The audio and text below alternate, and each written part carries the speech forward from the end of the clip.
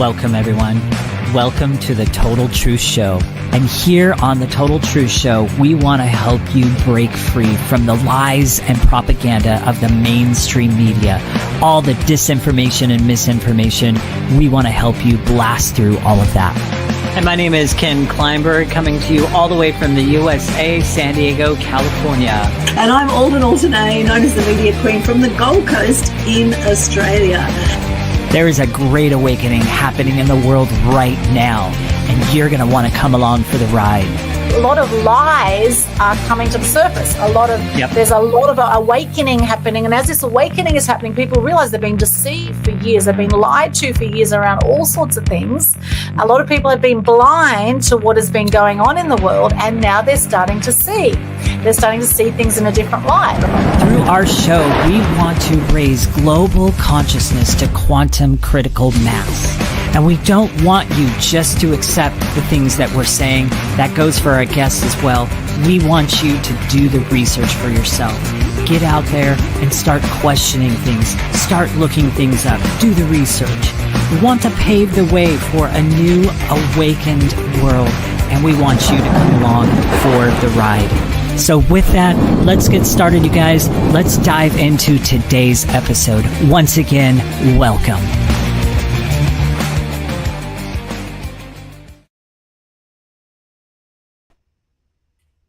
Welcome to Total Truth Show, episode 139. The truth about thriving under pressure is our topic today. And we have an amazing guest with us all the way from Amsterdam in the Netherlands. We have Robert Jade Tetero with us. And of course, Ken Kleinberg, my co-host from San Diego. It's going to be a hot show today. I know there's a lot of people have a lot of pressure right now. So you're going to absolutely love this show. Now, a little bit about our guest before we get started here today. To chat with him. Now, Robert is a heart-centered success mentor for visionary executives, business owners, and thought leaders. He is an alignment and energy master, a stress and burnout recovery and prevention expert. He's an international speaker. He helps visionary executives, business owners, and thought leaders recover from stress, prevent burnout, and break through the hidden challenges that drain their energy and potential. He doesn't do stress management. Instead, he offers a comprehensive program that provides real-time, practical, and applicable solutions that create immediate relief and lasting transformation. Welcome to the show, Robert. Hi there. Thank you for having me. Great to be here. So great to have you here. Of course, we met through Ed Zia's networking event. So shout out to Ed Zia if he's tuning in right now. And we hopped on the other day to have a chat and get to know each other better. And our little half-hour scheduled chat went for about 3 hours. So it was an amazing conversation. And what an extraordinary man you are, Robert, from what I know about you. Now, with the topic today, thriving under pressure, why did you pick this topic? Well, I actually just recently I did some marketing research because I was just curious. After 30 years of doing what I'm doing, I wanted to connect with all the people of the business community to find out what's going on in their life, what do they see in their community, and what helped them most when they worked with me. And without any exception whatsoever, they all said that what they see in their communities is stress all over the place and people just burning out. It's just amazing. It really is. So and times. Yes. Yeah, and the thing is that one of the reasons that I would attribute this to is because there is such an enormous change going on in the world. The energy is so high, time seems to be flying by. People can't really handle it, they can't adapt to the enormous change and all the things that are unveiling and all the things that are coming to light, as the beginning of your program was indicating. A great awakening is happening. Humanity is at a crossroads. And so I think that's really amazing. Yeah, absolutely. Well, we've certainly seen a lot of economic pressure around the world. We all seem to survive the pandemic, and then there's something else, right? Something else comes about, and some other pressure that comes from government or from authority that seems to leave people feeling helpless and hopeless sometimes to be able to control what's going on in the world. With rising prices, the war with America and Iran that just seems to be, I mean, Trump came in to say he's going to end the war with Ukraine and Russia, and that hasn't happened. And now there seems to be even more wars around the world. So it's so much uncertainty and so many people, not knowing if they're going to have a roof over their head or if they're going to have food in front of them the next day. And many parts of the world right now, we're seeing that people are in poverty and they're dying of starvation in some of these countries. So there's definitely a lot of drama going on in the world.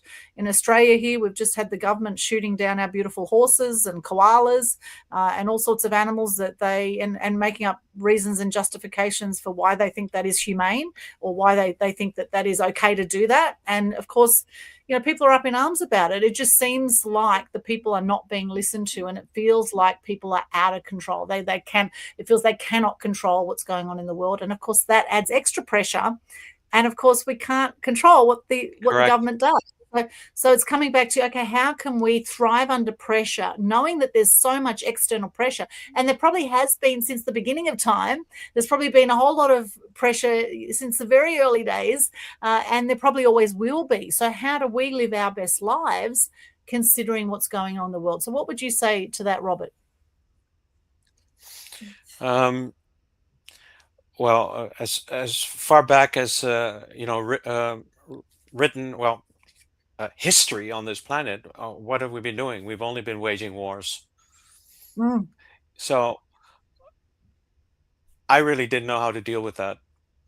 I just didn't feel I belonged on this planet. I thought I took a wrong turn and ended up here on the wrong planet, to be Yeah. really honest. And so most of my life I was only trying to figure out what the hell I was doing here, what was my purpose, and where the hell was I going if I was going to, leave the body, my exit point. Where am I going to end up?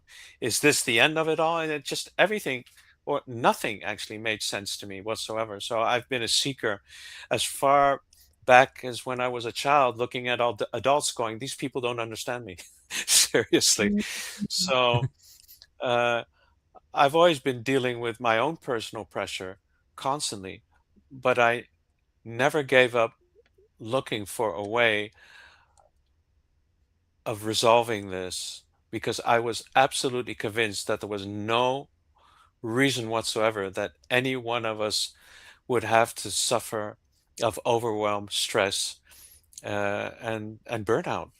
I believe, ultimately, it's all about bliss. It's all about connecting back to that sacred space in your heart where that pristine part of you is still there, untouched, unscathed. It's just who you are, who you've always been and shall ever be. But because of everything that's going on, we're living in the external world on the periphery and being influenced by everything except our own decisions, our own dreams, following our own impulses.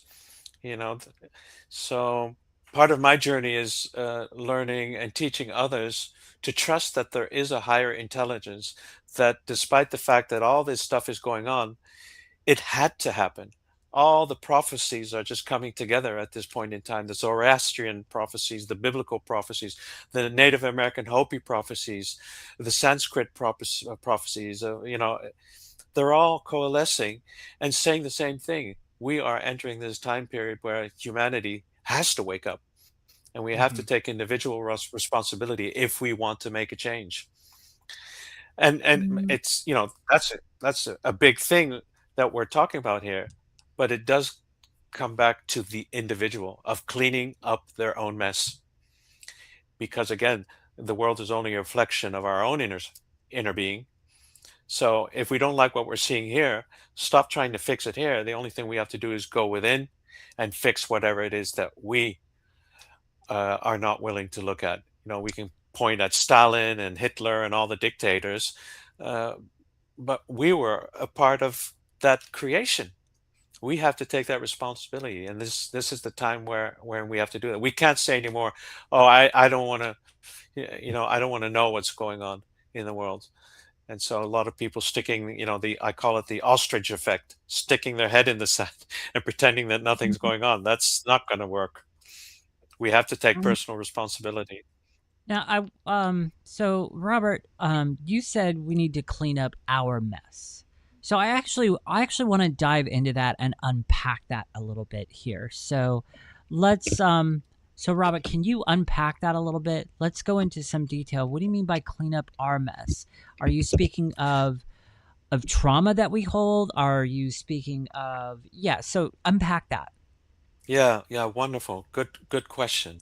Um, I I started I started wondering very early in my life, am I just the sum total of everything that I inherited from my parents? Am Hmm. I a product of my religious, cultural, and social conditioning? Am I under the influence of my uh, uh, astrological configuration, the way I came into the world, my uh, birth trauma, specific negatives in my life, sibling rivalry, uh, parental approval and disapproval syndrome, something that I call death urge. All these factors, I was wondering, is there anything authentic in me? And if so, if I drop everything around me that has been of influence and all the laws that I was subject to, what would what would remain? And my whole journey has been nothing other than, in fact, cleaning all that internal mess, looking at my own shadow side instead of continuously, looking at the world and saying, "What a terrible world!" and look at all the wars that are being fought. It was actually my own inner despair that I need to clean up. And I do want to mention one thing: you don't have to grow up in a dysfunctional family to have your own agenda to clean up. I grew up in a really loving family. Our door was always open. We traveled all over the world. Friends could come over anytime they wanted, and yet I rebelled. I was a huge rebel. My poor father now to this day, I'm like, oh my God, what did I do to the poor guy? But I just rebelled. My father was Dutch. He was from Holland, and my mother was Indonesian. So this was also part of my journey because I was trying to reconcile the West and the East. My father was very rational. He was always right. And practical living, and you need to take care of all your stuff in your life, have your car insurance, have your health insurance, get a good job, and my mom was the complete opposite. And so, I was always busy of trying to figure out, well, where do I fit in the whole mess? Hmm. Mm. So yeah, that was part of my journey, and it is about recapitulating your life and looking at the things that had influenced you and that who made you who you are, to ask yourself the very question, if all these rules were still applicable or not. And I found out no. Well, and there was a moment where I was so fed up with everything in the external world that I really disappeared from this planet for 7 years. And I said to myself, I'm not even coming back if I don't find the answers that I'm seeking. And I sold all my stuff. I paid off my debt, gave all the things away that I couldn't sell. I still had some money left to buy a ticket to the States. And that's when my real life's journey, the seeker, really began. It was all through the books of Carlos Castaneda. I don't know if you know about Carlos Castaneda, an Mm. anthropologist who wrote about his experiences with a brujo, uh, a shaman from the North Mexican tribe of the Yaqui Indians. And when I started reading those books, it was so outrageous. They were actually perceived as cult books. And Mm. yet I knew that there was such a truth in those books. And it just really motivated me to go out there and look for truth, whatever truth may be. But I ended up in the same area in the southwest of the United States and the northern border of Mexico, where all these stories of Carlos Castaneda took place, and where I ended up apprenticing with a Native American shaman for more than 16 years, and met so many men and women of knowledge who were willing to share their knowledge with me, because I was just so hungry for knowledge. I just wanted to know, what am I good for? What am I supposed to do here? Mm. What's my purpose?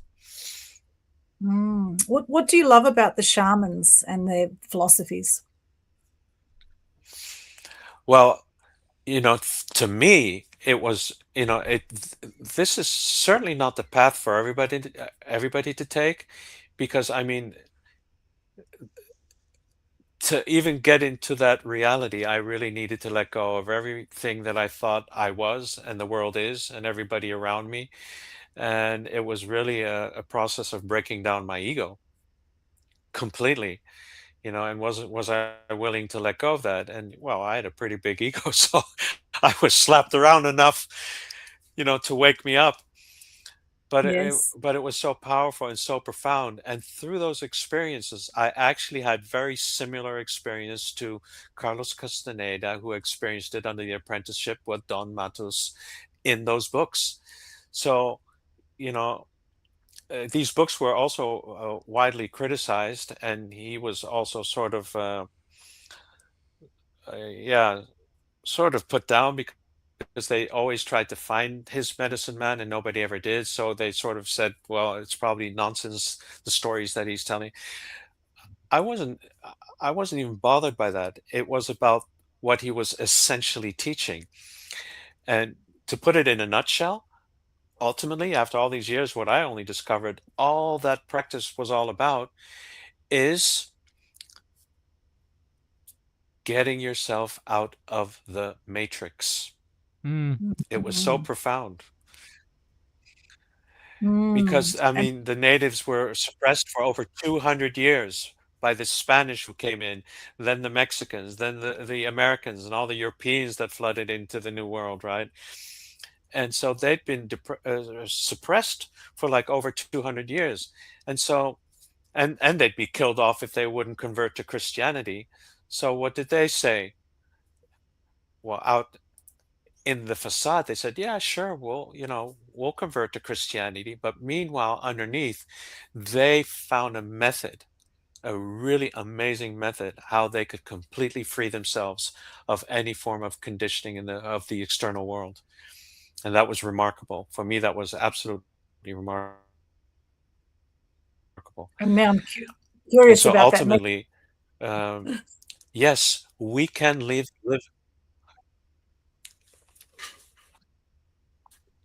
I missed that there. Sorry, Robert.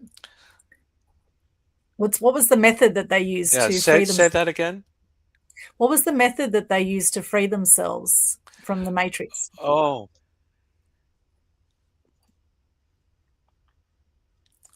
well, that's a long story. That's Okay. a very long story. I mean, first of all, from a shamanic point of view, they say the world is a dream. Well, that's interesting. If I bump my head against the wall, it's going to hurt. So Yes. what do they mean with that? The world is a dream.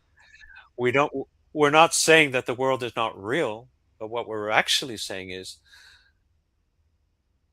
the dream is real. We are dreaming everything into being. So the importance of it all is, if we want to break through of the matrix, we need to wake up in this dream and realize that we are dreaming everything into being. I am always in the process of becoming. So Mhm. what kind of Mm. dream am I creating? Am I going to Mm. follow the timeline of the people that want to scare me, that want to keep me on a low vibrational frequency so they can continue to manipulate me? So, all the shamanic practices was about raising your energy, was about withdrawing your energy out of the periphery out of the external world, and using that energy, what, to start strengthening your energy body. We don't just have a physical body, we have a mental body, we have the energy body, right?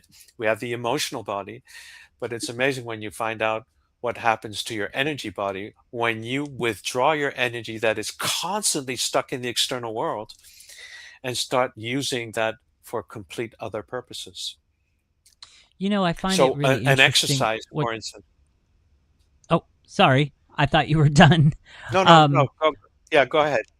What I find interesting, there's a word you used that really just stuck out to me. And the reason why it stuck out to me is because this is actually one of the foundational frameworks of what I teach all of the clients that I work with. It's one of the foundational pillars. And it's the word becoming that you used.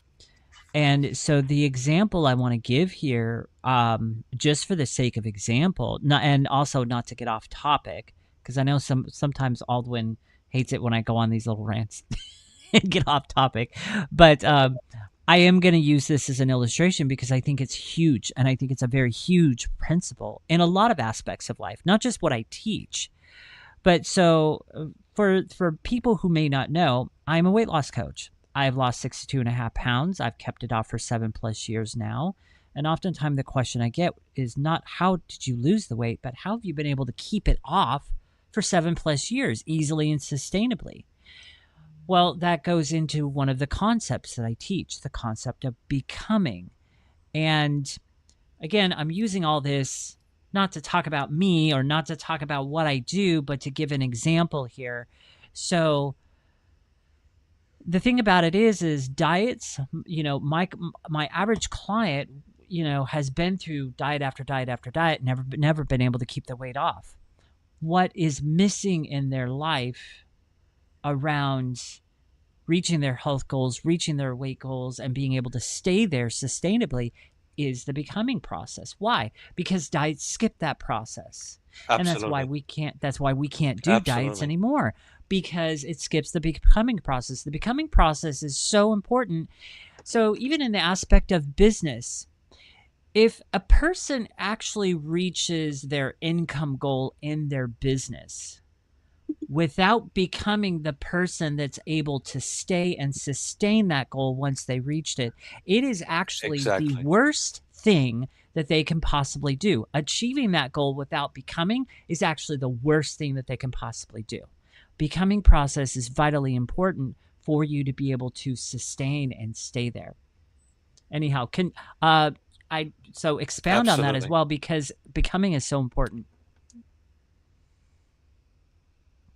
Mm. That's just a really great point you're making, because it is absolutely about that very aspect of life. We're always confronted with change, right? Mm-hmm. So in essence, if we don't embrace change, then we're going to become static. We're not going to grow anymore. And to me, life is all about growing and continuing to learn. And that's why I'm saying I'm always in the process of becoming, because life is going to dictate what it is that it wants from me. And so I always use the saying, when life points, I move. Life will Mm. dictate whatever it is that it wants from me. And I trust that me, I, the soul, not I have a soul, but I, the soul, is seeking to fulfill the covenant that it made with my physical incarnation, to obtain that what I came here to do, to fulfill, the covenant that I made, the deal that I had to come here and go through this experience, this three-dimensional holographic experience. It is illusion. It is an illusion, but how do you figure, right? How do you figure? This is also very shamanic. And what I always use to keep reminding myself of the illusionary state of this world, I look at an airplane, which is huge and it weighs God knows how many tons. And relatively, when you look up in the air, relatively small engines that are hanging on the wings, I'm like, that's impossible that it can hang there. It looks so surreal. It's like, no. And it's just going real slow, just hanging there. And it's like, yeah, that's completely illusionary. Completely illusionary. By the way, I don't know if it's true, but I keep thinking, how can they put God knows uh, how much fuel they have to put into the wings to get from one place to the next? You know how much an engine burns on fuel, and they can fly 14 hours in the air with the load of all the fuel in those wings. that plane has to come down, and the fuel doesn't even fit in the wings. Have you ever thought about that? So to me, that's just already such a strange Mm. reality to look at. Very, very But Yes. interesting. And the other word you use, I mean, you're using like keywords for me and for what I teach and stuff like that. The other word you use is embracing the challenges in life. I mean, if life were a bowl of cherries, just all flowery and perfect and smell nice and everything was just glory and hunky dory like in a little wonderland, would we actually ever learn anything? The answer is no. We never would. So that's why not it's at all. important that through that journey, the journey of becoming, instead of, instead of when you encounter challenges or you fall off the horse or you have a hiccup or something like that, instead of looking that as a disability or a failure or whatever, isn't it a lot more useful to embrace that and use it as leverage for learning, for growing, for getting stronger, for getting wiser? That's what it's all about. That's what you get to do. Not look at that as going, oh my gosh, another challenge. Oh my gosh, I'm going to become a victim of this circumstance. That's not what it's about. It's about growing and learning. Mm. And the pressure can come in so many different ways. Like I've had a whole lot of pressure just in the last few days and in different ways. Now, one pressure I'll share with you, and I'm going to stick my finger up for this one. Now, I'm not sticking my finger up to say off, although I will I think say that's the first time I've seen Alduin with the middle finger. with my middle finger. Now, I had rings all over my fingers up until a few days ago, right? This finger here, I had a ring on that was so tight that actually, you can still see my finger is still a bit swollen, right? And expanded. And I had to actually get this ring cut off my finger to be able to, and thanks to Rita Barbagallo who did that for me, Dame Rita Rose, she had to cut, because I just keep these silver rings on. I'd kept them on for ages and I just never take them off. And this one, I thought surely my finger will go, like, because your fingers go fatter and skinnier at any time. And I thought surely my finger will go back to being a bit skinnier, and I'll be able to get the thing off. And I tried so many different ways. You can see I've actually cut my finger there trying to get the ring off. And eventually I had to give in to the pressure. And I thought this pressure is just getting too much, because the other thing I've been doing is I've been doing long beach walks. And every time you do a beach walk, there's a lot of blood that rushes into your finger. So that was actually getting fatter and fatter. And the ring wasn't growing at all. So we had to actually cut the back of the ring to get it off. So that was one bit of pressure that the minute that came off, I was massaging my finger with coconut oil. And I've been massaging it the last 2 days. And she's saying it might take 3 weeks for that finger to come back to normal. But this is it's one just bit of, hilarious. I'm sorry, Alwyn. and then I know it's hilarious that it's that finger, right? It's really interesting. It's that finger, or whichever way you look at it. And the other bit of pressure I had yesterday, I was at an event in Brisbane with Lewis Howes and Aaron Sansoni. It was called Greatness in Business, and it was an amazing event. Absolutely loved the event. But about halfway through the day, or sort of late morning, I started to suddenly feel this massive headache coming on. It was like and I've had migraines in the past, but I started to feel the pressure of my brain was starting to just really felt like it was just this thumping headache. And for anyone who's had migraines, you would feel it. But I actually feel this was some sort of food poisoning, because for at least half the day, I was in so much pain that I had to actually keep massaging my scalp. And I couldn't keep food down. I had diarrhea. I vomited several times, like even water. I was drinking water and I was convulsively vomiting for, 4 or 5 hours. And then, eventually it got a little bit better and better. And then last night I had a really good sleep. And today, thankfully, I feel a lot better. But you see, pressure comes in multiple ways, whether it's, physical. And I guess it's like, what are we going to do about that pressure? I could have left that ring on that finger. So I could have just left it on there.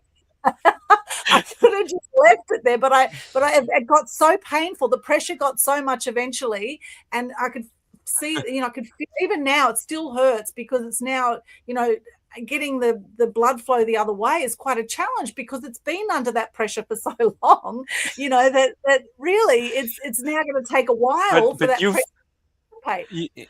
You were probably yanking on it as well, trying to get it off? Yes, I So was yanking that as probably well. Yeah, made it worse. Yeah, that was it did. making it worse. Yeah. But there's It did there's a make it very worse. simple way to do that without having to cut the ring. It's with a And what is string. it? You put a Please string share. through it. Yeah, you I've just put a tried. string through it, put a string through it, and then you slowly pull on the string, and it Yes. will simply slide off your finger following the string. You're pulling the Well, string. the thing is, It's I really did try amazing. that. I did try that Put a as bit well, of but oil on because there. well, I did everything. I did everything, and I just couldn't get it past the knuckle. I couldn't. I just couldn't get it past, even with string and with oil and everything. I just could not get it off. But anyway, Okay. eventually, that's the decision we made. But thankfully, we have saved the ring because we just put a little slit in the back of it. So there are ways you can handle the pressure without actually ruining the ring completely. We did cut the back of it, but it's pressure. We're talking about thriving under pressure. Like it comes in multiple ways. Whether and your body will tell you. Your body will tell you. And this was an external pressure in effect because I put the ring on my finger and I didn't take it off for so long, and my body changed shape, and then this is what can happen. So now I'm ring free, and I'm just letting all the blood flow around the body, etc. And with the migraine and the diarrhea and food poisoning, I think our body tells us when we need to eject stuff from our body that we don't need. And I think our body tells us in multiple ways intuitively when there's some pressure in our life that we are not liking. And it's like, well, how long will it take before we actually do something about that pressure, whether it's people in our life, whether it's our mindset, whether it's our, whatever pressure we actually put on ourselves. Back to what you were saying, Robert, in the beginning, it comes back to us. And a lot of people with their programs, for example, they talk about mindset, how important your mindset is to start with. And what are we thinking in any moment when we have these 60,000 thoughts a day? What is actually going through our mind, and actually getting conscious to what is going through our mind? And what I find is the quicker I can move from fear to freedom with anything going on in my life, and the quicker I take action on that, the more empowered I feel. So I'm actually very grateful I got sick yesterday, because I was able to purge a lot of stuff that didn't need to be in my body. I had a fast for a day. I just could not keep any food, or I had little bits of water, but basically I fasted for a day, which will reset my body as well. And grateful for that. Grateful my girlfriend was there to be able to cut the ring off. She got the pliers out, and yes, it hurt. It hurt initially to get the ring off. However, thank goodness, I feel a lot better about it now. So. Yeah. So what are your thoughts more around that? How much pressure do we need before we actually take action for positive change? What do you find? Yeah. I believe most of us don't know how to deal with pressure. And and then you have high achievers that are continuously saying, "I thrive under pressure." And I'm like, "No, pressure is pressure, and on the long run, it will cost you your health." Just like a pressure Yes. cooker, if you don't open the valve, it's just gonna build up so much pressure that on the long run, your body will just not be able to handle that amount of pressure. And then you'll get all sorts of symptoms. Your health starts declining, and you're going to risk your business and your relationships, because at some point when you hit burnout, and the thing is, in the business industry, it's rewarded. People that are thriving under pressure, they're pushing forward, and they're carrying, the team, and they're doing whatever it takes. They'll put in the extra hours, and it's rewarded until they burn out. Until And they then burn what? out. What do they do then? Mm, And yeah, they will. absolutely. I've had people come back to me after 2 years. Oh my God, I should have listened to you. And I'm very open about that. I said, yeah, you should you should have. Because pressure is Yes. pressure. Pressure is pressure. And Yes. and not only that, we actually accumulate a lot of trauma unbeknownst to us. let alone let alone a child, but even adults, can experience moving a house, moving to a new neighborhood or a new country can be experienced as very traumatic. For a child, even more so. He's known, he's very comfortable in his safe environment. You take him out of that environment, bring him into the unknown. It could really be experienced as traumatic. A breakup, accident in the family, a disease, whatever. Simple, small things, small arguments, constantly, building up in between people in a relationship. So there are so many factors that are at play, and it just keeps accumulating, keeps accumulating, and then we start fighting about absolutely nothing. Road rage is actually an unconscious way that we can just blow off steam, Mm. you know, and not recognize that that's what you're doing. No, you get angry at somebody that cuts you off, but every single time when somebody's at an accident and they feel they were victimized and they had the right of way and this guy this and that, and tell them and I look at them and I say, what could you have done differently? Because you could have avoided that crash. And they're like, what are you saying? No, you said, what could you have done differently? Because you knew that you were going to crash that car. And I don't let them get away with that. I hold them accountable, and they always come back to the, oh my God, you know, yes, I could have avoided it, but he felt like, no, I'm not going to let you pass. You know, those kinds of things. We bring ourselves in certain predicaments, and it's because, again, talking about the mess, a lot of things underneath the surface are just boiling, and unconsciously we're trying to continuously blow off steam. Road rage, you start screaming at somebody, honking at them, driving like a maniac, fighting over nothing. And a golden rule that I always apply with anybody that comes to work with me, I'm like, golden rule, you are never angry over the thing you think you're angry about, and never at the person you think you're angry at. Never. It has nothing to do with the present. It's something that you did not resolve of a past experience in time, place, and with a particular person. And you're still reacting from the same way that you did when you were that child that felt denied or didn't feel taken serious. Now, years later, you're in a business situation and you're having an argument with your business partner, like you had with your father, for instance, but have no clue that it had anything remotely to do with the way you felt not taken serious by your father. So that's a golden rule. So if somebody's screaming at me, I can just hold my ground. I'm not going to feel pressured. I'm not going to feel offended, because I know it has not, I really absolutely nothing to do with me. Maybe he had a bad day. Maybe he just had a divorce. Maybe he got fired. Whatever his reason may be, maybe I do remind him of his father. You just never listened to me. Oh, okay. Because I said to somebody, I don't want to hear the story. Now that really triggered him, but it had nothing to do with the fact that I wouldn't be interested in him. I just didn't want to hear the excuses he was using to justify whatever he's feeling.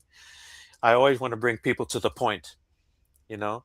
Don't go circumventing and looking for excuses. No, go down and look in yourself what it is that is limiting you in your experience with the world and other people in it.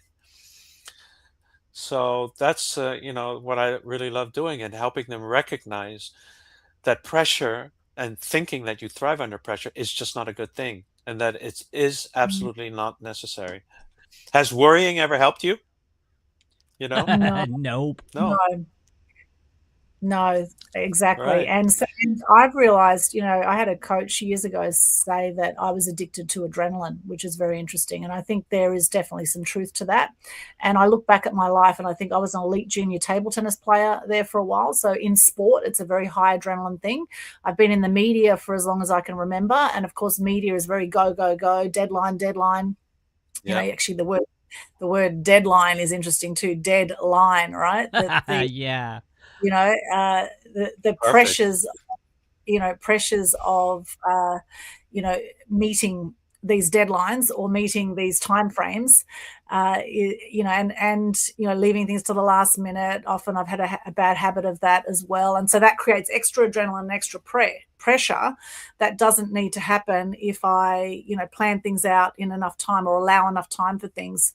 And then I've been looking into a lot of ADHD symptoms as well lately, because Ken and I both have ADHD, and a lot of entrepreneurs do, and ADHD can be a superpower as well. Although one thing that can happen is with the executive functioning that happens with ADHD, they can have issues with organization, and while they can be hyper focused, organization, and they say there's two timelines for people with ADHD. There's now and not now. Right. So they get very much in the moment with what's going on, and then sometimes just, lose track of time. And I mean, as we were talking about time the other day, Robert, about, this illusion of time as well that can happen. So pressure can happen a lot when people want to do something by a certain time and it doesn't happen, and then they beat themselves up about it. That can be one form of pressure. Or they, actually, it was interesting yesterday at the Greatness in Business event, Aaron Sansoni asked, how long have you guys been sitting on something that you've wanted to do that you haven't done? Like, how many people have been sitting on something, like whether it's writing a book and then people say, okay, how long have you been sitting on that for 1 year or 5 years or 10 years? And there were people there that had 10 years they've been sitting on something that they wanted to do that they haven't done. And when that's the case, what happens to your subconscious mind when you haven't done what you've said you wanted to do? Then you feel you're a failure, or you feel you're not good enough. And then that adds extra pressure with our own thoughts in our own mind of how we feel about ourselves. And what I notice is that whenever I honor my word, and it could be, small things, whenever I honor my word, I feel more empowered. I feel more confident in myself. I feel better about myself. So then it's being mindful of what we give our word to. Right. And being mindful, especially the people pleasers out there. The people pleasers out there give so much to others, which I've been for a long time, give so much to others that they forget to give to themselves. And that's where the burnout can happen, when they're not honoring themselves. And my girlfriend said, there's all the love you have for others is there for you too. Right. All the love so it's actually giving ourselves that self-love and giving ourselves that grace to sort of navigate life with all of the pressures that could be there on the outside, but also being very, very conscious of the pressures that are on the inside, because there's results or there's reasons in life. Right? Results or reasons. And it's where we can take 100% responsibility for everything that's going on in our life, all the good, the bad, the ugly, whatever, however we view whatever's going on in our life. When we take 100% responsibility, there's a hell of a lot of power in that. Go, okay, I have created my reality exactly as it is, exactly as it isn't. And now what am I going to do about it? How am I going to be about it? I want to speak to something real quickly, because it's like, as you're talking about, worry and all of that. And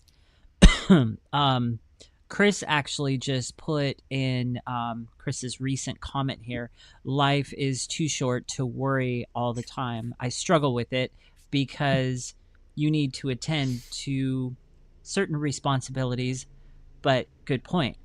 So I identify with Chris there. Yeah, worry is like, I'd like to say that I have grown through that and I've gotten better, because I don't think worry necessarily runs my life anymore. But do I still struggle with it? Yes. Worry used to be my constant companion all the time. I worry about so many different things, and I catch myself in it all the time.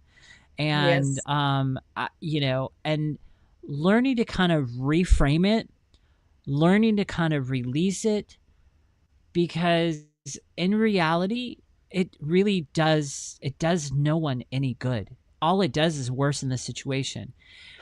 My struggle with it, though, is it's like, especially once you're in that raging storm of worry, the struggle is figuring out how to get out. And there are sometimes you can't figure out how to stop it.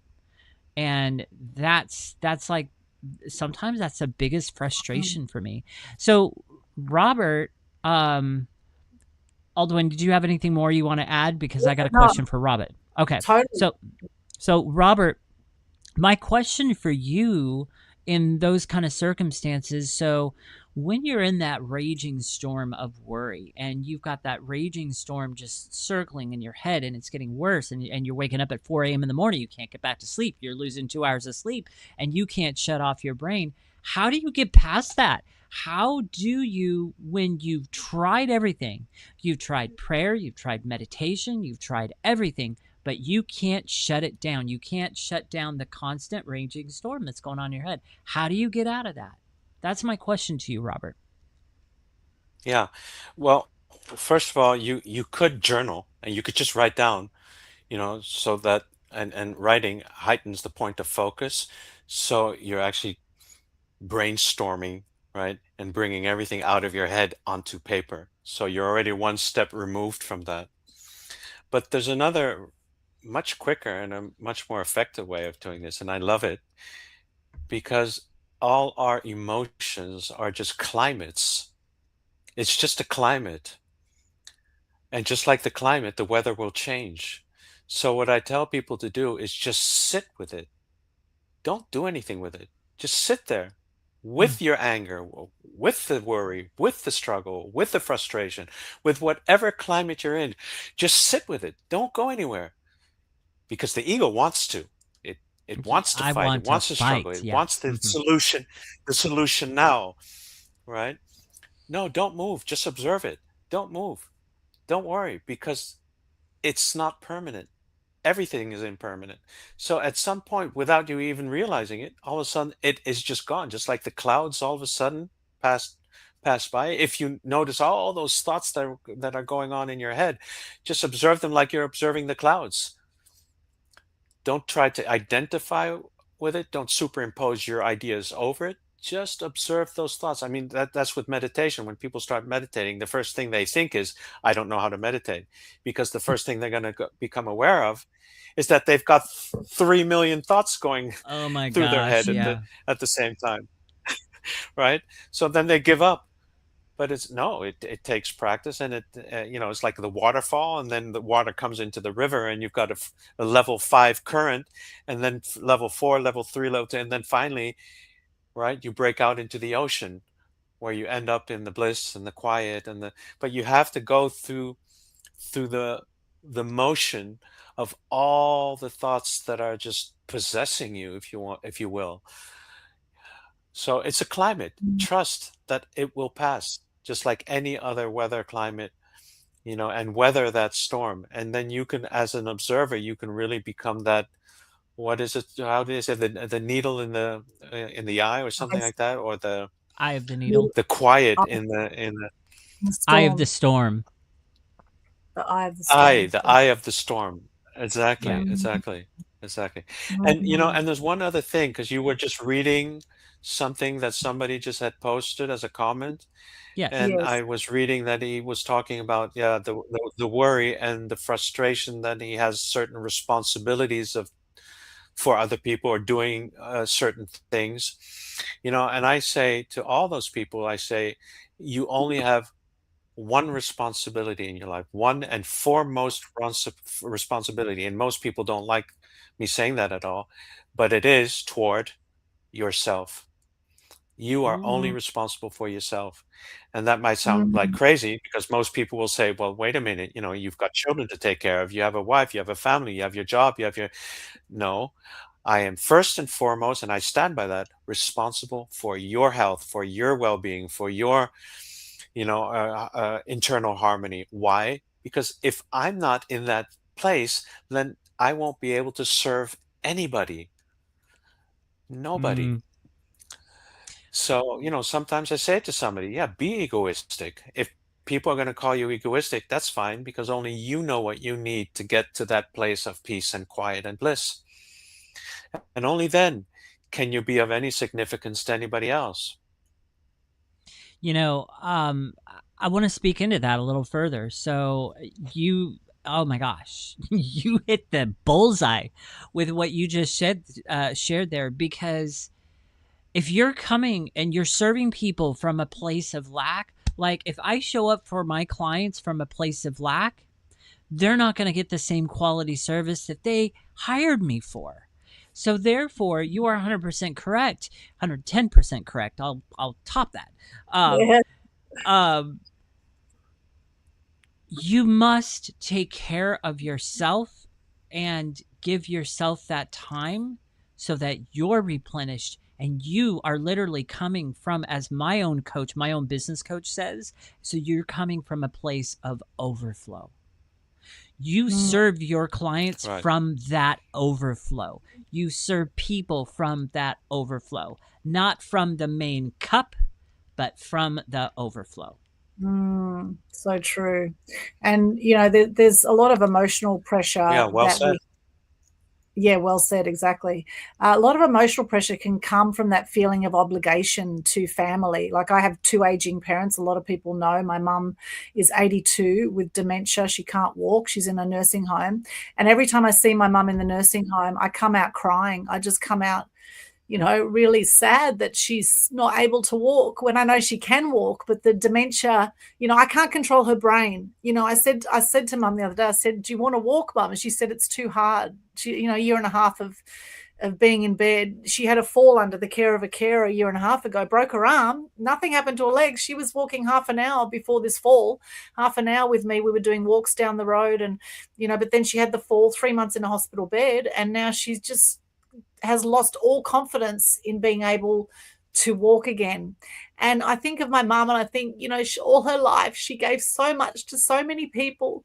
She constantly depleted her cup, I would say, for her obligations to family, for, how much she did for others. And now she's 82 and she's receiving now. She's receiving. She's in bed and she's, being cared for by the carers, by, my dad, God bless him, he sees her every day in the nursing home. They've been married 55 years.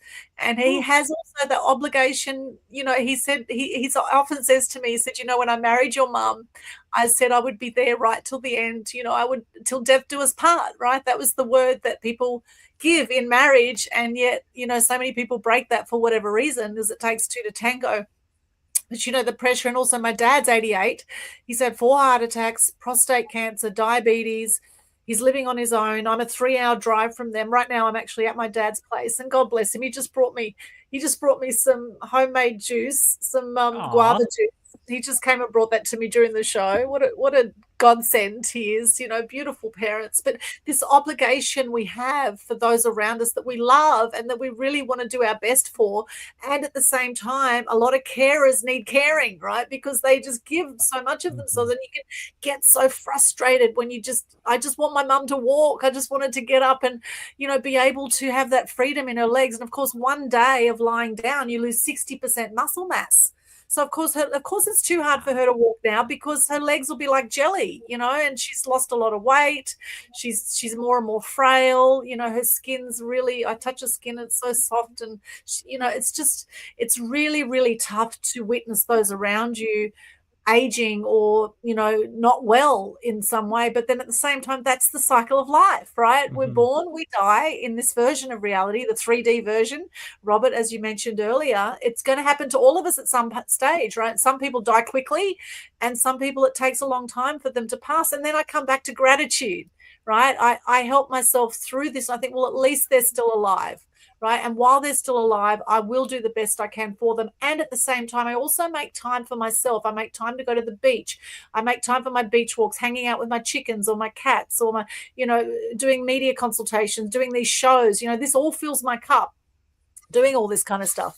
So, absolutely, we need to fill our cups up first and to be able to help others with the overflow, and noticing when we need to just step back and just go, look, I've done the best I can in this situation. And I got sick yesterday, right? My body was telling me that I needed to purge some stuff, whether it was emotional stuff. We're talking with Robert about my near-death experience a few years ago where I got swept out to sea and potentially could have drowned. And I truly believe I've had PTSD since that's happened, a post-traumatic stress disorder, right? And I haven't really looked at that and dealt with that. But every time I go into that story, I get very emotional, right? Because I felt it was going to be the last day on the planet and I wasn't ready to die, And so there's all these things, getting this conscious awareness of where we're adding extra pressure to ourselves that may not need to be there? How can we let go of this pressure? I meditate every day. I do things like yoga. I stretch my body out. All these things help, connecting with nature. What is it for you? What is it that you do when you're feeling pressure? I'd love to hear from our live viewers as well. Thank you to those joining us on Facebook, LinkedIn, or YouTube right now. We've got Kenneth Dunner Jr. here. Savor the flavor of the awesomeness in you peeps. Love you, Kenneth. Thank you for joining us. And he says he loves Ken going on rants. There you go. You've got permission from Ken. And Kenneth says, I go on rants relentlessly. And so do I. As you can hear, I'm going on a rant right now. I'll come back to some of these other comments, but I'd love to hear a bit more about that from you, Robert, about, what you do personally when you're feeling the pressure coming on and when you're feeling a bit depleted. What are some things that you practically do on a day-to-day basis to relieve the pressure in your life? Well, one of the tools that I found, I call it conscious energy breathing. Also, the original name is called rebirthing. It's uh, exponentially, it has grown immensely, and they call it breath work. But I don't believe in work whatsoever. Remember, I'm not about working and pressure and stress management. You're still, stress management, you're still dealing with stress. I don't need to manage Mm, my stress. I want to get rid of it, right? But it is again coming back to letting go of all those conditions, right, that I was subject to, the laws that my parents, my culture, my social conditioning. When you completely let go of that, you come into a state of grace. I can hardly ever say that I'm stressed about anything at all. And if I am, my body is self-regulating because mm, I have readjusted my breath. And that's another story altogether. For most of us, because of birth trauma, it ruined our breath in the very first moments of our lives, which kicked in the sympathetic nervous system, our fight and flight reactions, that is actually unconscious to us, constantly on in our lives. For no reason, we blow up and we don't even know why. It's like overkill. But it's because your nervous system has been dysregulated to such a degree that it mm, does not feel safe to let go. So we have an enormous amount of control. But when we let go of all these things that has been tying me down energetically, what happens is miraculous. It really is. You don't even have to do very much. I used to feel the stress, and then I'd become aware that I wasn't breathing, and I'd have to sort of take a breath by myself. And what happened when I started practicing this breathing discipline, I gave my body back its function to do what it was meant to be doing in mhm, moments of stress. So now what happens? My body just takes a breath and pushes that pressure off of me. And then my consciousness follows, like, oh, wow, I was holding my breath. My body does not allow anything to be suppressed anymore. It just doesn't. It just takes a breath and it's like, wow. So how I can rely on my body in the regulating function and not allow me to build up any form of stress whatsoever. So I use this conscious energy breathing, and I called it that because it is about taking a conscious breath. One conscious breath is better than mm, breathing, not being conscious of your breath the whole day. One conscious breath will help me become aware where the energy is flowing, where it's blocked, where it's going up to in my body, if I have any pains, if I'm holding anything suppressed into various parts of my body. It's just really amazing. It really is. And I have used this tool for 30 years. And this is one of the questions that I asked all the business people that I had worked with over the past 30 years. And what was the most profound thing that helped you get out of your stress, overwhelm, and burnout? And all of them, without any exception, said the breathing. uh-huh. Mm. But it's Wow. not just, oh, take a few breaths when you're feeling stressed. Oh, do some box breathing of this, do a bit of this, do a bit. No, it really is comprehensive, you know, discipline where you need a professional to guide you through these sessions until you haven't mastered the breath to a certain degree so that you can breathe by yourself. Because as you're breathing, some things can be released out of your subconscious conditioning, out of your cellular conditioning and your limbic imprinting, muscular imprinting, all these things. That's the somatic part of healing. Things can come up, but what do you do when it comes up? You need somebody there to guide you through it that has gone through those very aspects of healing himself. And that is very profound. And everybody, without exception, said that breathing method was just miraculous. And it really brought them into that space of bliss, because I believe that our original state of being is bliss. We came here to experience bliss, not to have a bad time, right? Mm. And to suffer. I mean, I do believe in Yes. the principle that there is no progress without suffering, but what kind of suffering? It needs to be a form of suffering that you grow out of, and not Mm. something that continuously keeps repeating and you not learning and staying, in a place where you don't understand why things are continuously repeating itself. They keep repeating itself because you didn't get the lesson in the first place. Yes, So Yes. unfortunately. what I also say, yeah.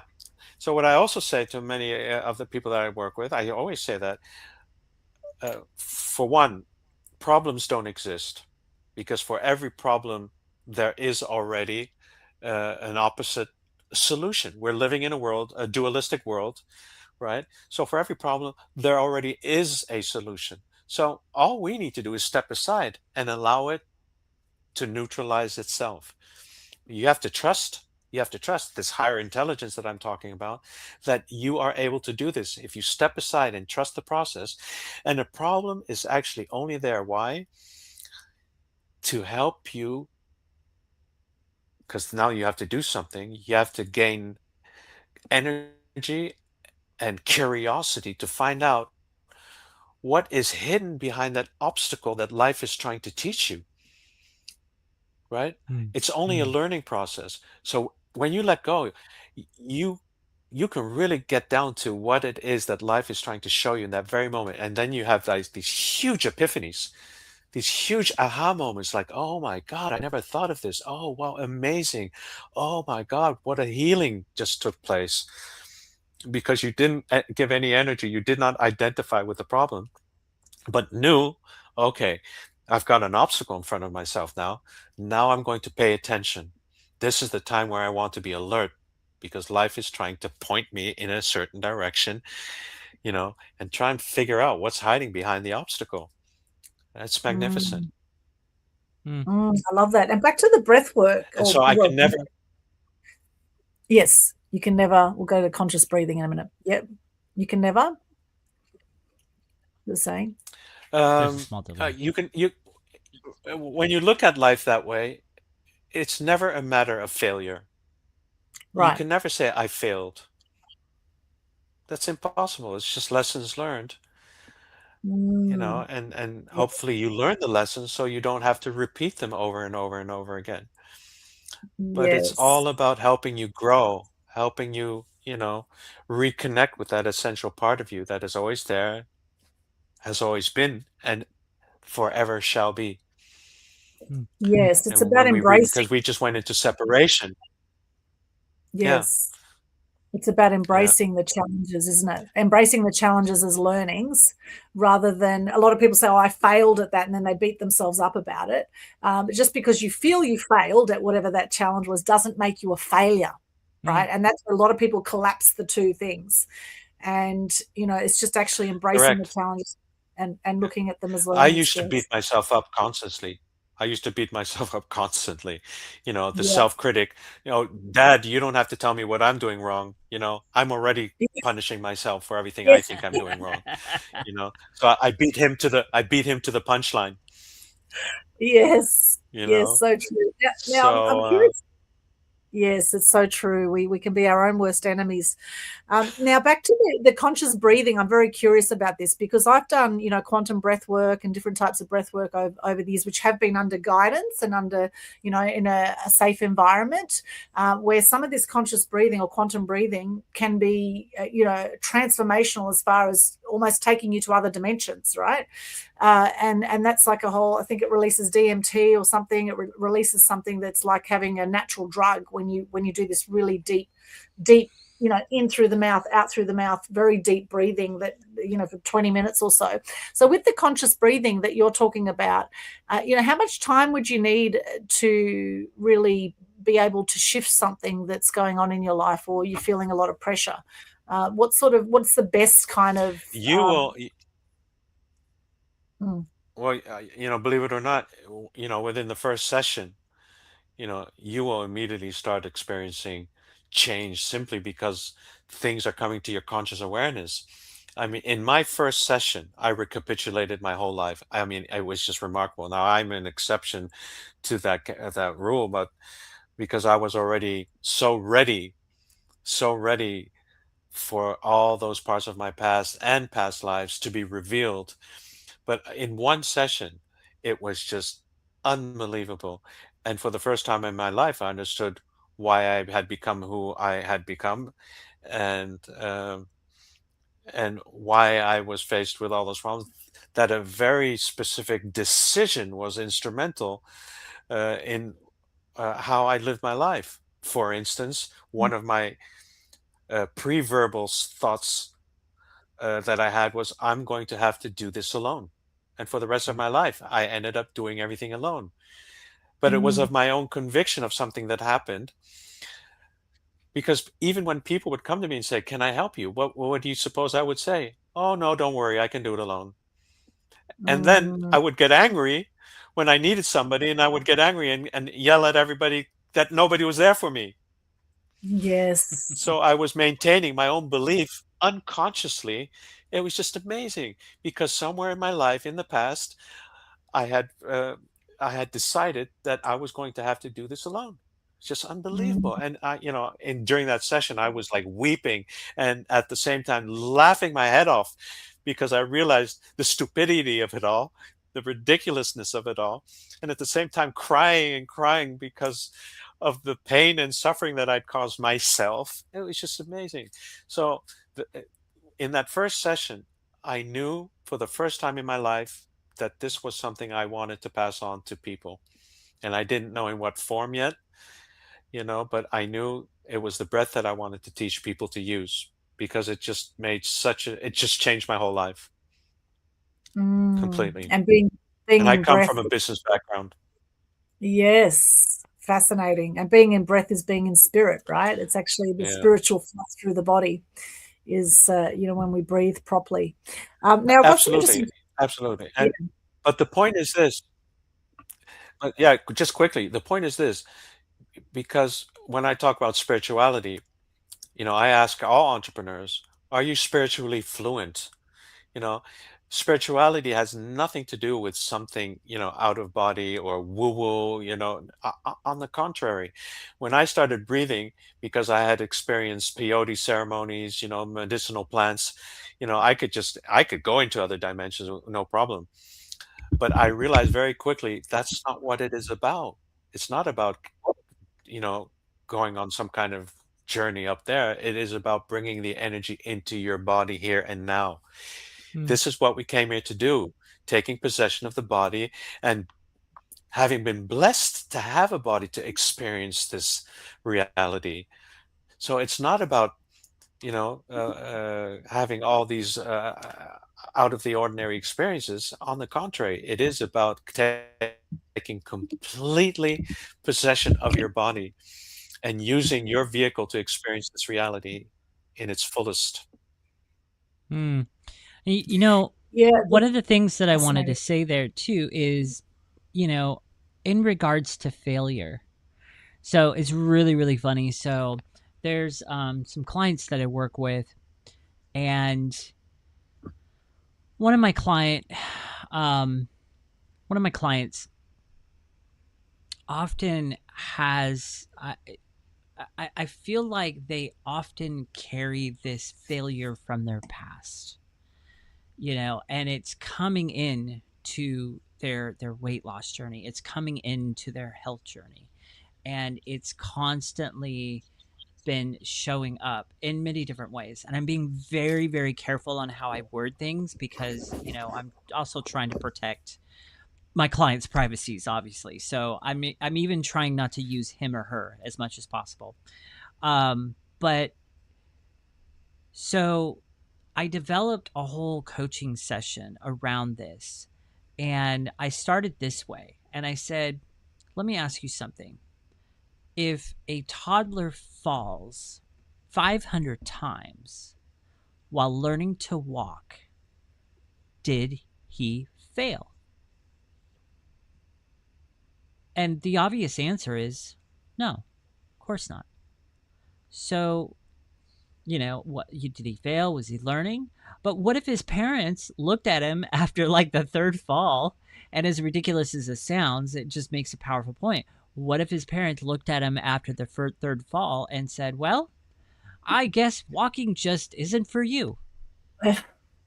Right? That sounds absolutely absurd and ridiculous. But here's the thing. We do that exact same thing to ourselves. That's exactly what we do to ourselves. And so, the question is how have you defined failure most of your life? What does it actually mean to you? And to kind of bring it all into circle, and to the front here, that's basically what I mean. To bring it all, to the surface, that's what I wanted to say. If you are still here today with a beating heart, everything that happened in your past that you think is a failure was not. Why? Because you got back up. Because you're here.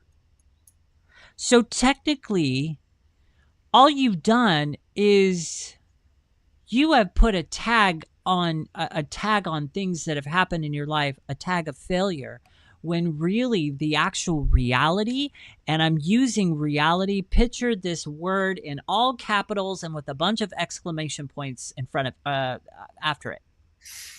Reality is those were learning points. Those were lessons to learn, not failures. Correct. You tagged failure on there because you had expectations on what it should look like, and when it didn't look like that, when the perfection didn't show up, that's what you did. You tagged failure when all it was is a lesson. All right, that's it. I'm done. Thank you, Ken. Absolutely. Yes, such a good point. The number of times that each of us would have fallen as toddlers and got back up and fallen and got, and thankfully for most of us, our parents gave us a lot of grace because we were just so cute at that time that they were like anything we did just, it was acceptable. But, we were once upon a time babies and toddlers, and we were the cutest little things once upon a time, and we still are amazing and miraculous and all those things. However, as we get older, we tend to get harder on ourselves, harder on others. We become more bitter, we become more resigned and cynical, all that stuff, right? We lose trust. I mean, right now and it should be the other way around. Yes. It should be the other way around. Yes, exactly. And so it's actually noticing, where do you beat yourself up? Where do you beat other people up? Where are you hurting, and where does that hurt? Where can that hurt be healed, and how can it be healed? And just back to the breath again for a moment, I just want to share with you the actual meaning of breath is actually from ancient languages. It actually means spirit or soul.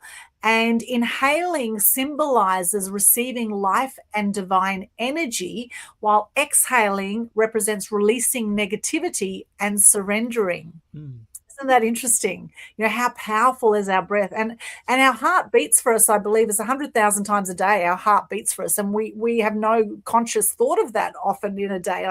How amazing is our body to keep us going and all the things happening? When I got sick yesterday, my body's telling me, you got stuff in your body needs to come out, and even this morning, there's stuff needs to come out. So, it's like allowing that built up pressure to come out. There's a reason we vomit. There's a reason we have diarrhea. There's a reason we cry. There's a reason, we have tear ducts for a reason. People that hold back on their tears, this whole boys don't cry thing. I mean, I cry all the time, right? I wear my heart on my sleeve often. And I think I always feel better after I do. There's a reason our body tell us what we need to focus on, and it's actually allowing whatever it is to come out. So what is your body telling you, and trusting that inner intuition that's inherently there with all of us, trusting that and realizing actually we're not alone. We're never alone. Back to your point about alone. And I have had for a long time felt very alone, Robert. I have felt very alone, being like, no, this lone wolf thing that a lot of us entrepreneurs think, right? No, I can do it myself. I can do it better than anyone else. And then, we take on a lot of extra pressure that we don't need to. And I've been exactly the same. I've had friends that have offered to help with for example, my organization, particularly around my paperwork, right? That's one of my weakest areas. And I've had friends say, no, I'll come and help you. And I was like, no, it's too embarrassing. I don't want you to come near my stuff. Like, I just get very embarrassed and conscious about it. And, yet when I battle my own organization around my paperwork, I feel like I have moments of inspiration. I might have an hour or 3 hours or even a whole day that I'll get stuck into it. And I feel like I've just made a dent.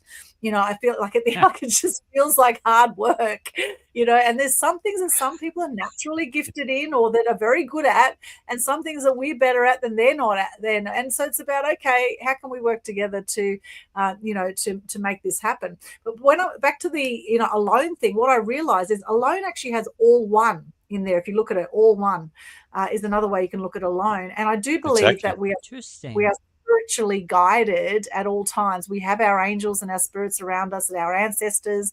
I believe the energy of all these beings is around us. And so then it's noticing where the dark energies might come in and might be extra oppressive with this pressure we're talking about here. And how can we, do the spiritual work to actually, release or, let go of that dark energy and bring in more of the light energy. And that's a whole battle unto itself. But again, it's getting conscious to where are there these very dark forces in your life. And it could be in the form of people around you. It could be in possessions. And how can we release that? So what are your thoughts on that, Robert? Having done a lot of shamanistic work, what are your thoughts on these dark energies?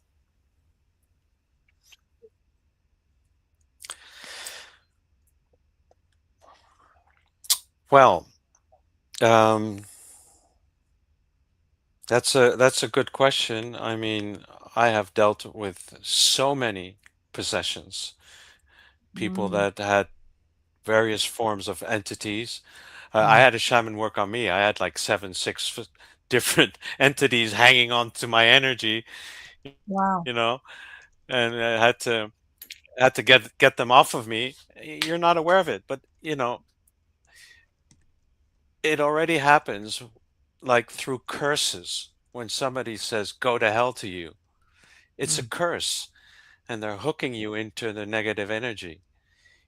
People that get angry at you, it's all this negative stuff that they're projecting on you, and we're not even aware that it's just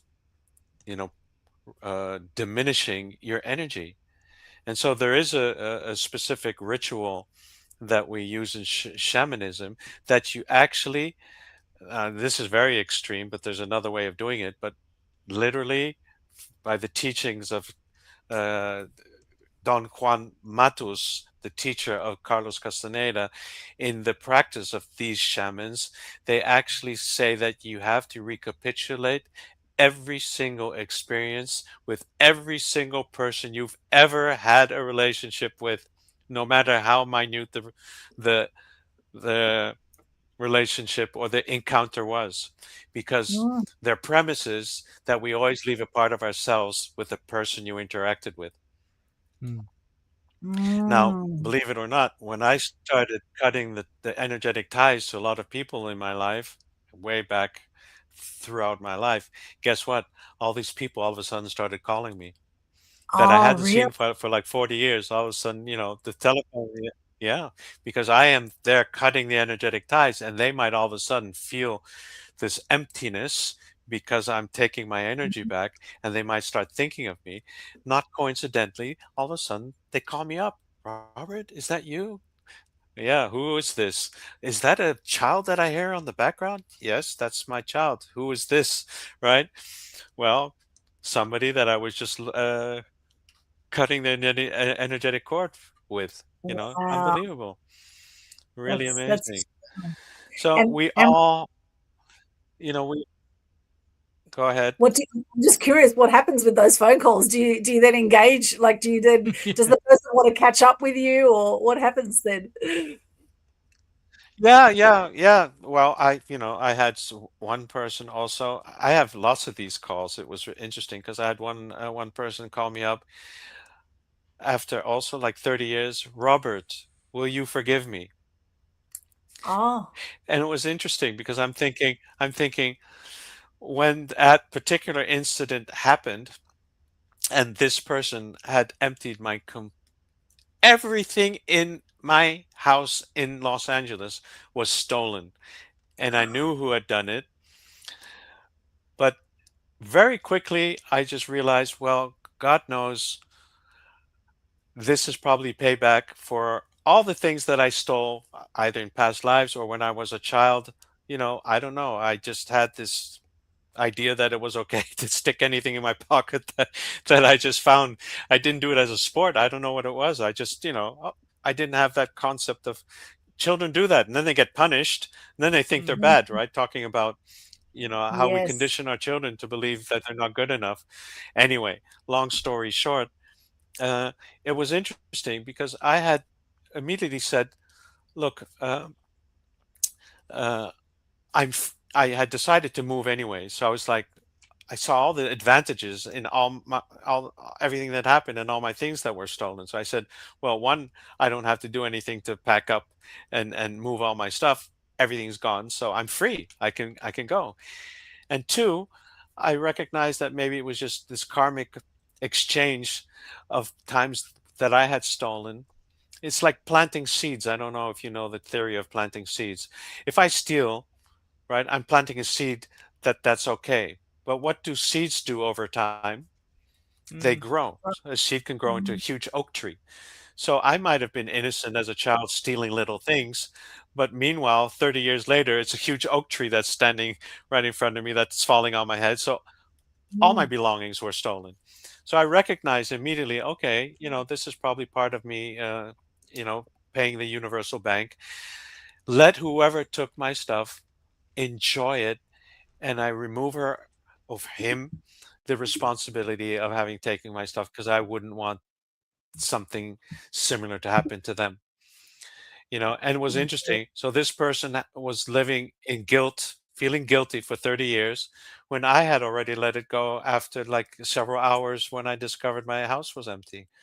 Mm. So they were feeling Yes. guilty, and the guilt, racking them for so long. So Yes. those It's kinds of interesting. things. Well, I It's also used to important to clear these parts of our past.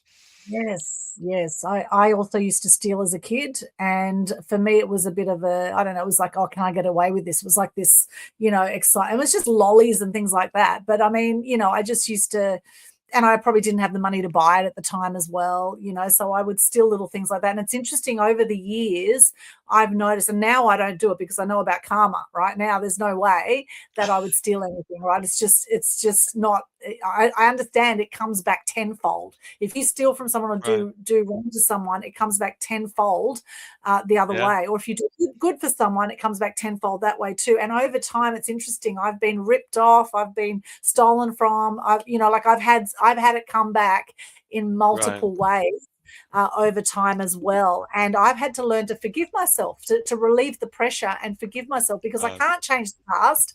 And there's times that I've also called people and apologized about certain things that have happened over time. And I felt better being, actually apologizing or clearing the air as much as possible. So I think, resolving those things, if there's something that comes to mind for you that you think about that is unresolved, or you've got a bad feeling about it, then find ways to let it go. And sometimes it is that the person that it happened with is now dead. And so you could write a little letter out and you could burn it and let it, release it, and do it, do it in other Absolutely. ways. But really, whatever that pressure is that you're adding Yeah. to yourself from things that you cannot change from the past, it's time perhaps right now to let it go in whatever way that works for you. Now, I'm just Yeah. aware of the We have time to slipping. reconcile. We have to reconcile. Yes, reconcile, absolutely. Now time is slipping away quickly, as can happen. And we do have a few great comments in here. I just want to go through these comments here. On LinkedIn, we've got Chris Pinadella. Totally fair to be curious about it. Okay, this was about the aeroplane conversation, because it does seem counterintuitive. Planes don't fly because of engine power alone. The wings do the actual lifting. As air flows over the curved wing surface, it creates a pressure difference that pushes the plane up. The engine's only job is to move the aircraft forward fast enough for the wings to generate that Fast lift. enough for the wings to generate lift. Yep. Yes, that's why a small plane can fly with a car-sized engine. Fuel needs are calculated for every flight based on weight, distance, and wind. Is that wind something else? Something there I think got cut off.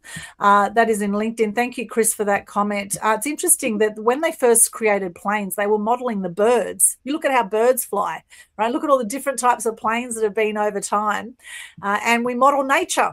The shamans use the medicines of the earth, the plant medicine, right? You were talking about the power of nicotine the other day, Robert, right? And how much nicotine has been, the pure nicotine, how Pure great it is. nicotine is actually a good thing. Oh yes, I've Dr. Addis, I think Yep. his name is. Yeah, I've been following a lot Yeah. of his stuff. Love his Yeah. stuff. Love all the research he's done. Love the books he's written He's and everything. amazing. Yeah, so yeah, Yeah. absolutely. Continue, Aldwin. Sorry. Yeah, I just had to chime in there. the power of plant medicine. And And I've done different. what's great Yeah. what's great about him is that what's great about Dr. Artis is that he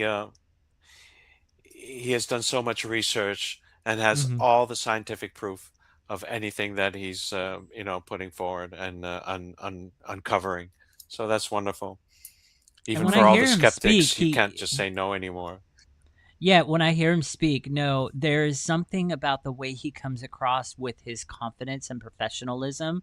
Like, you can't Yeah, help but just go, oh, okay. exactly. Yeah. Yeah, yeah, Yeah, I'm looking yeah. forward to researching that more now That's that I know about wonderful. the power of nicotine. And that's without all, we're not talking about cigarettes here, which have got a million chemicals in them. We're talking Yeah. about the No, original form of nicotine. the And of original course, form. weed is another one, right? Weed or cannabis is what they call a weed, and it's actually very good for you in multiple ways, as well. That's another one, and so many others that have been demonized over time. Alduin, Alduin, Yes. Yes. Alduin, one thing I just wanted to add, because you were mentioning about the darkness. Yeah, there are Mm, dark forces. I mean, it's been, over the millennia, you know, even all the ancient scriptures are all talking about, the wars fought between the gods, the chariots of fires firing, you know, weapons the nuclear weapons at each other. It's all in the Bible as well, the Mahabharata, you name it. So it's always that central theme of good versus evil. Yeah, mm, but that's again the things that we have to clear in ourselves. And well, it doesn't have to be a big issue, right? What we're always saying is that the darkness is nothing other than the absence of light. So for anybody that is struggling with the dark forces, bring light into your life. It's that simple. Do things that bring joy, that bring you happiness. Your Mm, emotions are your navigation system. You can see where you are in any moment in time, in whatever experience you are, where you are as opposed to where you want to be. And there's only one place you want to be is feeling happy, feeling mhm. joy, mm. feeling content, you know. That's what we're all about. We want to just be really practical about that and do the things that make us happy. Yes, I love that. And of course, Ken Honda has a book called Happy Money. And then we've got things like Ikigai, which is around, finding your purpose, around joy. And Bob Proctor talked about this a lot too, about, do more of what brings you joy. And you'll definitely relieve a lot of pressure Right. when you do this. In fact, Lewis Howes was talking yesterday in Brisbane about how he loves Latin dancing, and he's been doing it for 20 years. But when he first started, he was so nervous. He thought he was going to, stuff up. And when he first danced with one woman, he kept stepping on her feet all the time in the Latin dancing. But, now 20 years on, he's really good at it, and he's married a Love Latino it. lady, Yeah. and he's so do what brings you joy. And, absolutely love that. And Kenneth, I love Kenneth here. He always gives us such beautiful words. Savor the flavor. He says, Chris Pinadella, I think he invited Chris onto this live stream. Thank you, Kenneth.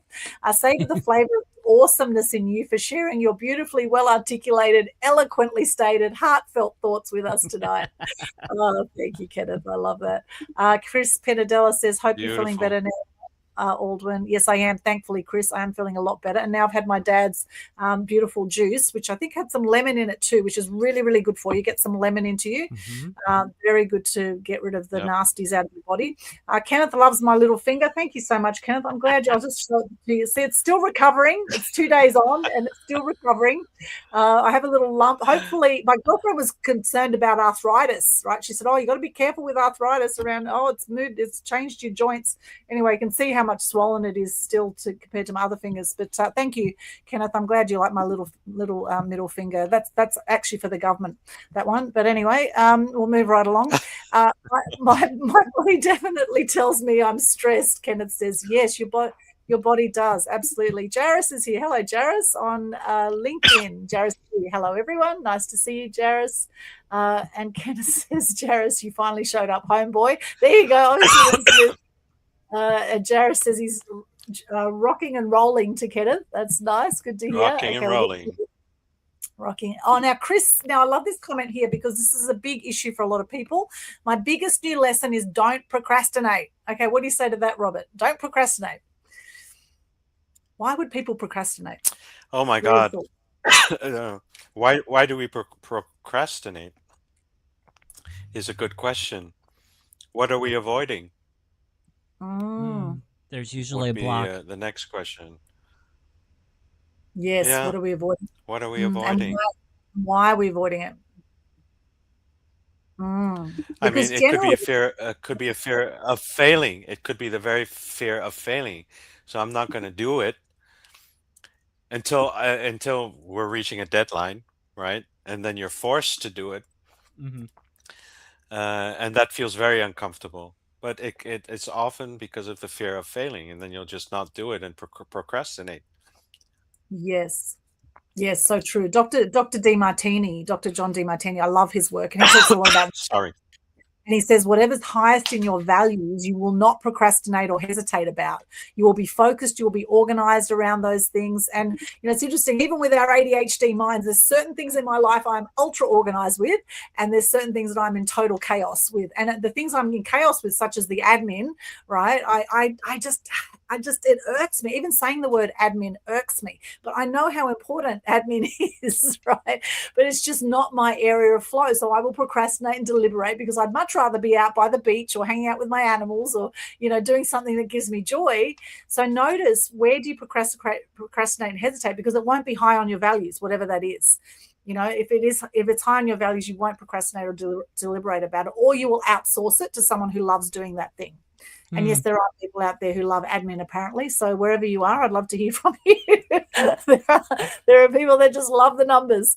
And so that hasn't been high on my values, clearly. So I think procrastinating too, Chris, is, notice what you love doing. You probably won't procrastinate around those things.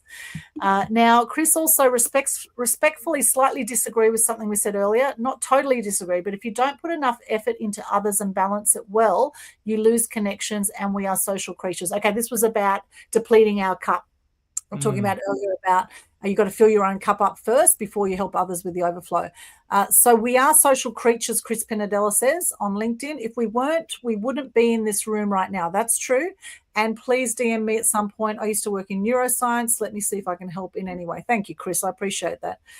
Thank you. I would love to reach out to you and have a chat. And Chris says, absolutely, Sakara bird was flight adequate and it's thousands of years old. Oh, there we go. Sakara bird. Oh, I don't know about the Sakara bird. I'll have to look that up. Thank you, Chris, for that one. And that's all our live comments here. We are about to wrap up now. So, Robert, do you have a favourite quote or motto you'd like to share with us today? Or final thoughts? The quote of the day. The quote of the day. There's many, but I'll start with one short one.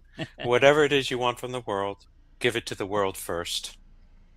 Oh, I like that one. Whatever you want to give, whatever you want from the world, give it to the world first. Love it. Love it. And that immediately responds to what this gentleman was just posting about, you being just solely responsible for yourself. You have to keep that in the context in which I'm saying it, right? But Yes. again, within that context, it is all about making sure that, again, you can't help anybody else if you're not first taking care of yourself, basically, what it comes down to. And the other quote is, risk is probably the only source of progress of getting anywhere. It means embracing the unknown, welcome the unknown with open eyes and open arms, embrace it. Yeah. I love that. And where can people connect with you, Robert? I'm on LinkedIn. I'm on Facebook. I have a YouTube channel. LinkedIn is probably the fastest way to reach me. Robert J. Tedrow at LinkedIn, or on my website at manalifesource.com. Beautiful. Love that. And for those who don't know what mana means, can you share that quickly? Mana, well, my direct interpretation of mana is simply another word for energy. And mana life source, because I'm always sourcing from life itself. I want light to dictate what it is that I need to do. I want to be that vehicle through which I can serve spirit. I can serve God. I can serve humanity. It makes me happy if I can contribute in any way I can. At the end of the day, I can say, "Oh, I did a great job," and I can go to bed in peace. Yes, thank you. And you're such a trooper. On in the early hours of the morning for you. You came on around 2:00 in the morning. Must be about 4:00 in the morning. Is it for you now? It's yes. Yeah, something like that. In the Netherlands, soon the sun will be rising. The bringing the light in. Talk about allow the light to come in. We have a sunrise, sunset every day, and it's our choice whether we show up for it. So thank you so much, Robert, for showing up for this live stream today. It's been an absolute pleasure. It was a lot of fun to be there and to meet you, Ken, as well. Wonderful. Yeah, it's been a pleasure having you on the show. Just so much of a pleasure. I really, as I stepped away from my desk just a few minutes ago, I was kind of thinking, I'm like, I actually feel really grounded after, engaging with this guy. It's just, you just have a way about you like that. So it's been just such a pleasure having you on the show.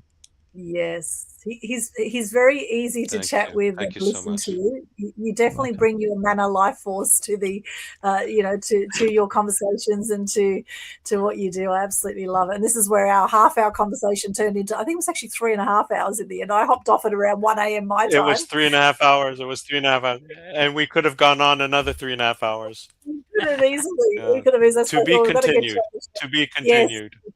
And you have your own podcast too, Robert. What's that one called? It's called Life Matters Conversations. Conversations about life, but my message is deeper than that. I am saying actually that life really does matter. What is your big why? Why are you getting up every morning? Why are you doing the things you're doing? What is the thing that is driving you in your life and motivating you to get out of bed? Life matters. Make it matter. What would you be willing to die for? Really? If you're that passionate, if you live your life with that intensity, you don't take anything for granted anymore, and you give it your all at every moment you can. You do your best in every moment in time under the circumstances that you find yourself in. As long as you're doing your best, you're good. You're good to go. Yes.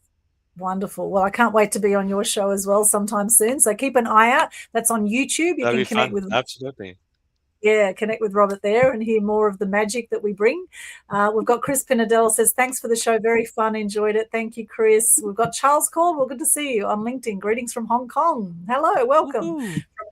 Now, Ken, let's go over Hello, to you. Charles. Hey, Charles. You know Charles too. Yes. Through Edzia's networking. Yes. Yeah. Good to see you, Charles. All right, Ken, now what's your quote for today? Well, my quote, I've got a couple of them here as I pulled some up, and I just think these are just so powerful. And I'm looking over here at my other screen. So, first of all, here's the first quote, and this is by somebody. Now, I'm probably going to mispronounce this. I think there's a little bit of accent on how you pronounce this name. Molière, I think that is.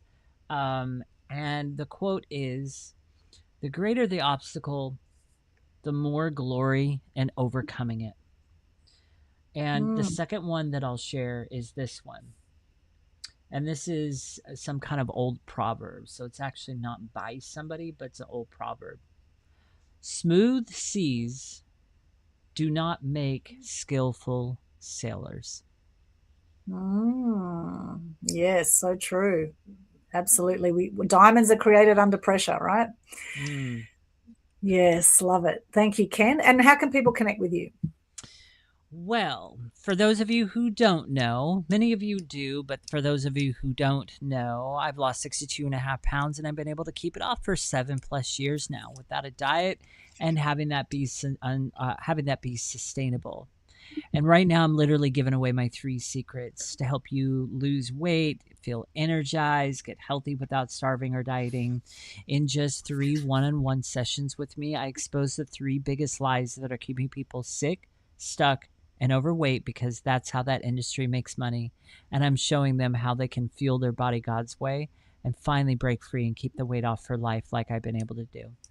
And so to connect with me, you can go to www.masteryweightloss.com/connect. And that's my connection page, custom made, very simple. There's 4 buttons on that page as you scroll down. 4 buttons. The very first button is to join that mini educational boot camp that I just mentioned. It's an educational boot camp. It's not a workout plan. It's not an eating plan. It's simply an educational background foundation that will give you a ground to stand on that I can promise you'll never be moved from again. The rest of the buttons are ways you can connect with me. There's a button in there to book a free strategy call with me. Maybe you don't know what your next steps are. All right. Well, let's get on a Zoom call. Let's unpack that. Give me a chance to get to know, what's going on there and point you in the right direction. The other 2, connect with me on Facebook and subscribe to my YouTube channel. And that is it. Beautiful. Thank you so much, Ken. And for me now, I'm actually going to start with my lots of beautiful comments. Thank you there. We'll come back to that. My Linktree /Aldwin is where you can find me. I've got all my links there. We've got a free Global Good News Challenge every single month. And for July now, we have a 7-day challenge, 7 days in a row of sharing gratitude and good news. You will feel amazing when you get into gratitude and share your good news. And so will people who see your videos. And that then will help reduce depression, suicide rates, and lift the energy on the planet. I personally had depression over many years and also have had 4 friends suicide, which is why I created this. And also the Good News Day as well, which is coming up. Actually, we've got our 8th anniversary of the Good News Day, which is on the 8th of the 8th. Every year it's been going since 2018. So August 8, which is when we're going to be doing a show actually with Robert on August 8. So keep an eye out on Robert's show. We're going to be celebrating the 8th year of the Good News Day, which I started after my 4th friend suicided, all about helping to encourage people to share more good news on their socials and shine the light on the darkness and focus on the good stuff. Then we have also there, we have my media website. So if you want to help, want some help with clarity around your messaging and help to get out there to be seen, heard, and known through the maze of mass media, then reach out to me there as well. You'll see all my other links, the YouTube channel. Please like, subscribe, all that stuff. We've got our Total Truth Show Facebook page as well. If you haven't liked that, we'd love you to like that and give us a review. That'd be really cool. We're on Spotify, BitChute, Rumble, all the other places as well. Charles is here saying, yes, I was going to say it's the middle of the night for Robert. Yes, the middle of the morning. Joe's here with us. Hello, Joe. Joe Nicasio is here. Hello on LinkedIn. Thank you so much for joining us. Thank you. Thank you. So that's where you can connect with me. And I have a few quotes today that I want to share. These are classic and timeless wisdom, these quotes. We've got Billie Jean King, pressure is a privilege, by Billie Jean King. I love that. Pressure is a privilege. There are no shortcuts to any place worth going, by Beverly Sills. Okay, there are no shortcuts to any place worth going. This is by Eleanor Roosevelt. You gain strength, courage, and confidence by every experience in which you really stop to look fear in the face. Strength, courage, and confidence. And Ernest Hemingway has this one. Courage is grace under pressure. Courage is grace under pressure. So many great quotes around this. Thank you so much for joining us. Oh, here's one by Chris Pinadella. You have power over your mind, not outside events. Realize this and you will find strength, by Marcus Aurelius. Yeah, love that one. Wow, by Marcus. I like that. Yep. Power over your mind, not outside events. Realize this and you'll find strength. Thank you, Chris. Appreciate that. Thank you so much. And if you, other people here joining us live or on the replay, if you have some great quotes, let us know in the comments. What are your quotes of the day or quotes around our topic, around the truth about, we have had an awesome topic, the truth about thriving under pressure today. It's been a fantastic show. Thank you so much, Robert, once again for joining us. Is there any final comments you have or around our topic or anything else you want to share, Robert? Or Ken? Any final words? No, I'm, everything has been said that needed to be said. So yay, everything's said that needs to be said. I really wish everybody well, and again, consider letting go of any form of worry and deadlines and pressure. Come back to a state of grace. That's our purpose here, to find the bliss and the joy. Yes, thank you, Robert. Thank you so much. Ken, final words? None at all. But I totally agree with Robert. This has just been such an amazing, powerful conversation. Loved every minute of it. Just so much there. And I also just want to thank all the people in the comments. Thank you for engaging in our show. Chris, always a pleasure to see you. Kenneth Dunner, always a pleasure to see you. And the rest of the people, Joe and all the peoples. So, yeah. So thank you so much. Thank you so much. Thank you. Really appreciate you guys. And reach you. out if you'd like to come on the show at some stage. If you have something you'd like to share, reach out to myself or Ken as well. Thank you so much. Have a beautiful day or night wherever you are in the world. And we'll see you back again for more amazing Total Truth Show episodes soon. Bye for now.